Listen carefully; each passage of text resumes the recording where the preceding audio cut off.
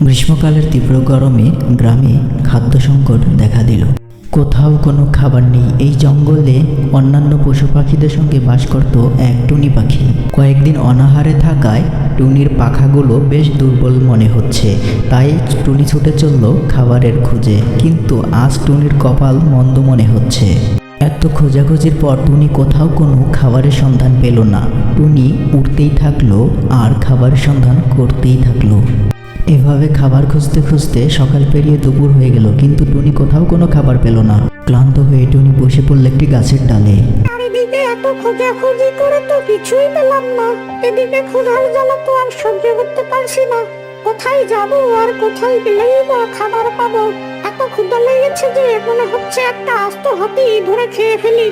যাই, ওই বনে গিয়ে খাবার খুঁজি। এখানে বসে থাকলে তো আর আমার কাছে খাবার হেঁটে হেঁটে আসবে না।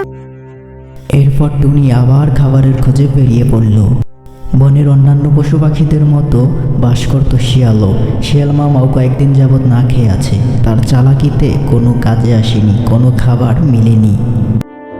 তারও বেশ ক্ষুধা পেয়েছে। সেই সকাল থেকে দুপুর হয়ে গেল, তাও খাওয়ার জন্য কিছুই পেলাম না। কোনো চালাকিতেই কোনো কাজ হলো না। ক্ষুধার জ্বালা তো আর সহ্য করতে পারছি না। যাই, ওই সামনের জঙ্গলে গিয়ে দেখি কিছু খাবার সংগ্রহ করতে পারি কিনা। ওইদিকে টুনি অনেক খোঁজাখুঁজির পরে অবশেষে একটি গাছের নিচে এক টুকরো মাংস দেখতে পেল এবং টুনি উড়ে গিয়ে সেই মাংসের কাছে বসলো। মাংস তো পাওয়া গেল, যাই ওই গাছে বসে আরাম করে খাই। এই বলে টুনি মাংসের টুকরো তার ঠোঁটের কোণে বাজিয়ে গাছের ডালে উঠে বসলো। আর ওইদিকে শিয়াল মামাও ঠিক গাছের নিচেই চলে আসলো। আর উপরে তাকিয়ে দেখতে পেল টুনির মুখে এক টুকরো মাংস। আর মাংস দেখতে পেয়ে শিয়াল মামার ক্ষুধা যেন আরও তেলে বেগুনে আগুন হয়ে উঠল। এরপর শিয়াল মামা একটা ফোন দিয়ে আঁকলো এবং মনে মনে সে বলল, ক্ষুধা পেয়েছে।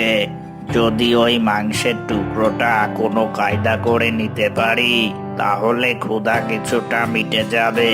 কিন্তু টুনি তো ওই গাছের ডালে বসে আছে। ওই মাংস আমার চাই চাই। যেভাবেই হোক টুনিকে বোকা বানিয়ে মাংসটি নিতেই হবে।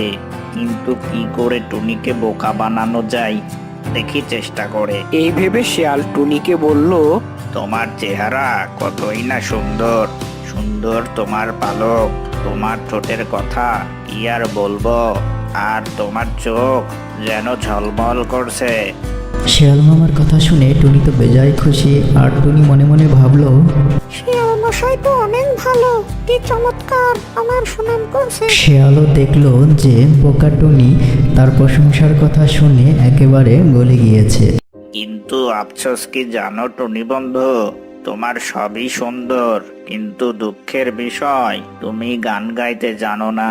তোমার কণ্ঠে গান খুবই সুন্দর লাগতো। শিয়ালের এমন কথা শুনে টুনি মনে মনে বলে যে, আরে বোকা শিয়াল কি বলছে?